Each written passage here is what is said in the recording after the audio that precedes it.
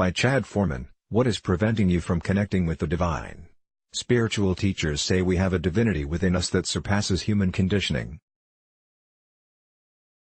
It has been called by many names. In Buddhism, it's known as Buddha nature, an empty luminous awareness which is ever present at the very heart of all moments and the ground of all experiences. In Hinduism, it's been known for thousands of years as Brahman, the universal consciousness which is the source of all things and the essence of being. The naturally joyful light of awareness is always shining. It merely gets covered over by repeatedly grasping at thoughts and chasing after instinctual and socially constructed desires. Nirvana is the elimination of that never-ending cycle of pursuing happiness in outer conditions and the name given to the intense peace experienced after the extinguishing of that fruitless project. The pure state of meditation is beyond time because it is eternally present. Discovering and realizing this hidden in plain sight natural treasure is the purpose of meditation. Zen Master Dogen advises to sit with the confidence that you are already Buddha. Tibetan yogis suggest to just sit and not change or fabricate anything, and the highest non-dual teachings of Indian Advaita tell us you simply have to stop seeking anything else and realize you already are what you're searching for. The natural radiance of our essentially divine nature is love, bliss and wisdom. As experienced by so many mystics throughout the ages and even found by everyday people who have come to a cathartic enlightened experience in various ways, including near-death experiences, complete surrender, moments of awe connected with the majesty of nature, or any experience which directs attention completely and undisturbed deeply into the present moment. Meditation is nothing but a device to make you aware of your real self, which is not created by you, which need not be created by you, which you already are. You are born with it. You are it. The pure state of meditation is beyond time because it is eternally present. Okay, I've mentioned this is the pure state of meditation, not mindfulness, not concentration and not energy manipulation. All those things are great, but they are not pure meditation, which is beyond all fabricated or manipulated temporary states of mind. In Vedic terms, people are often directed to look for what is permanent, which is a great way of finding the ultimate pure nature within. I don't mean to be dogmatic or arrogant about meditation by saying what it really is. I just wanted to point out what I have found to be the highest ultimate meditation and separate it from the many different types of relative meditation practices out there. The pure state of meditation is simply abiding as that which you already are, without any attempt to look elsewhere or manufacture any specific states of mind. This mind as it is right now is enlightenment. Even though it's available and waiting for you to discover, not everyone can find it, and there are 5 main things that get in the way and cover your radiant true nature, therefore preventing you from experiencing it. I also included simple instructions at the end of each section to help experience the pure state of meditation. 5 things that stop people experiencing the pure state of meditation. 1. Too much concentration. Too much concentration restricts and narrows the mind onto an object and can temporarily bring states of bliss and relief, but this level of concentration can never be maintained. Concentration is useful as a doorway into the natural state, but it's a poor substitute. Too much one-pointed concentration leads into a trance-like state, which again is pleasant but not what we're looking for. Effortless doesn't mean no concentration. Effortless means just enough concentration to be vivid, to be present, to be here, to be now, to be bright. My teacher used to call this effortless concentration. We each need to find out for ourselves what this means. Too much concentration and we get too tight, too little concentration and we get dreamy. Somewhere in the middle is a state of vividness and clarity and inner brightness. Too much concentration takes too much effort, too much force leads you away from the natural state of being. Not enough concentration and you will become dull and fall asleep.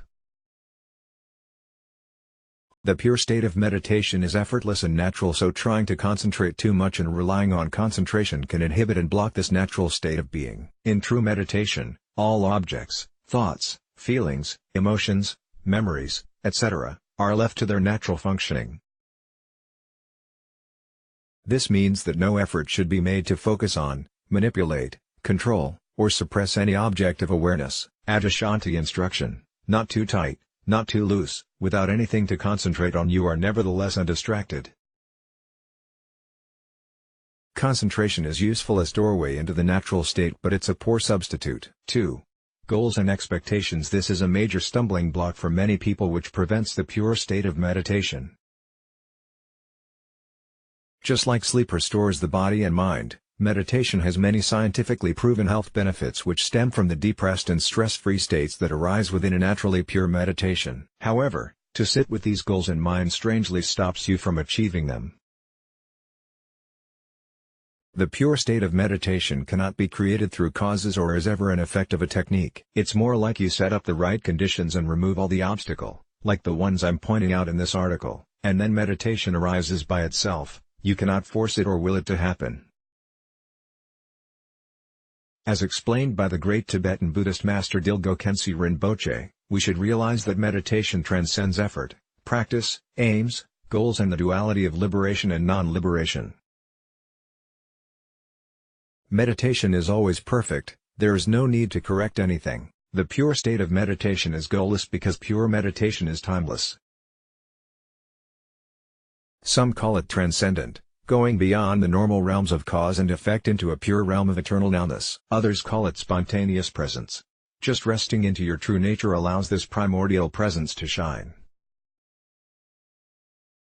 But it's not a meditation technique that causes the effect of pure presence. Real meditation is not a technique that causes a result. When you sit in a pure state of meditation, there is nothing left to add and nothing to take away.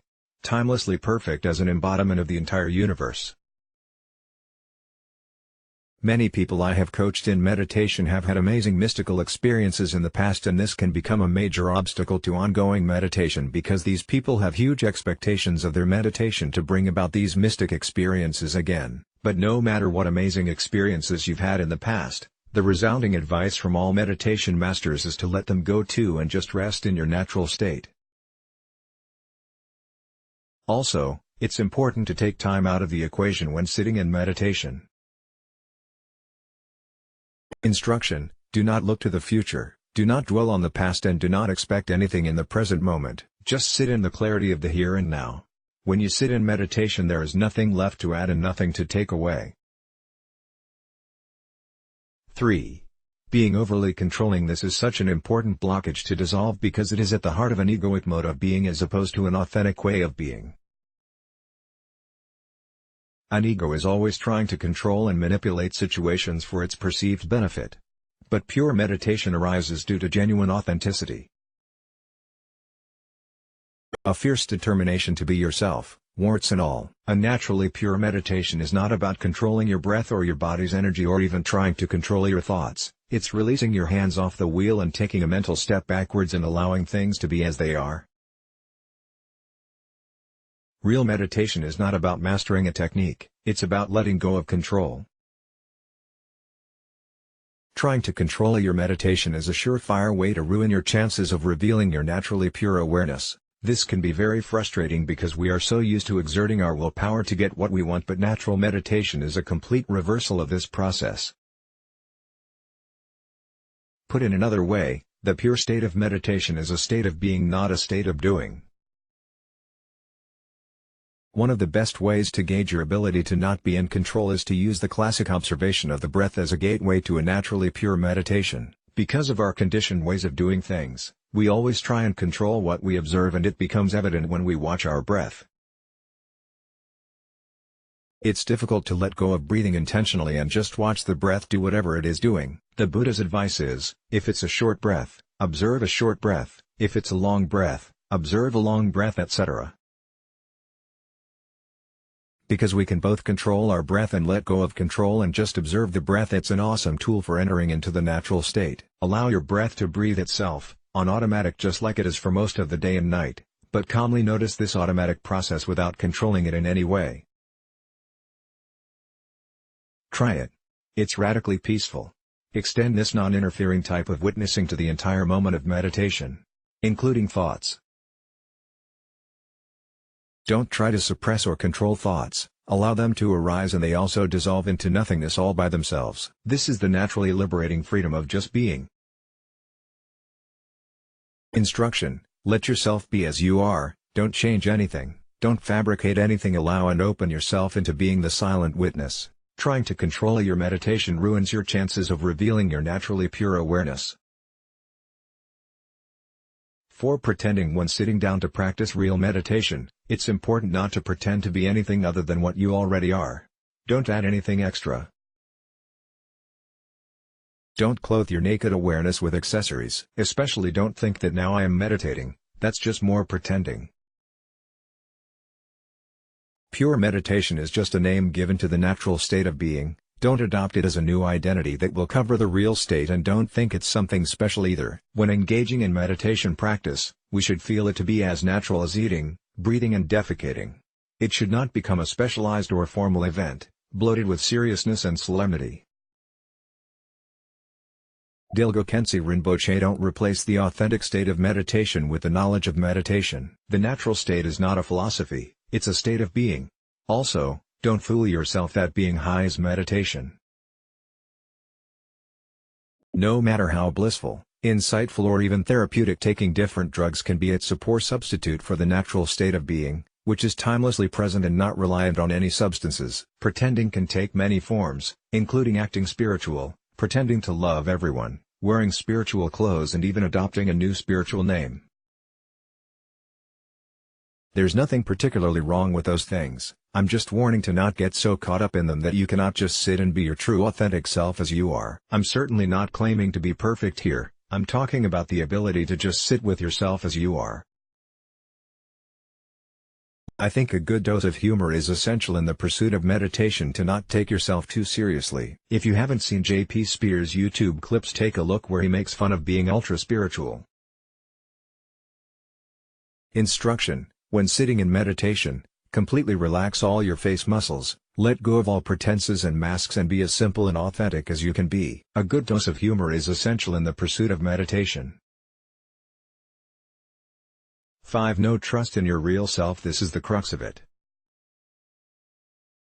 If you don't trust that your essential nature is pure, wise and all-fulfilling, it's difficult to truly let go and just be yourself. As one Zen master advises, just be yourself, not the one you imagine yourself to be, but your true self before any descriptions. This lack of trust that you are already complete and fulfilled drives the compulsive chasing of satisfaction in the conditions of life, which can never satisfy you completely because life is ephemeral and constantly changing. This lack of trust in the satisfaction of just being is a major hindrance and blockage of being able to rest in a state of pure meditation.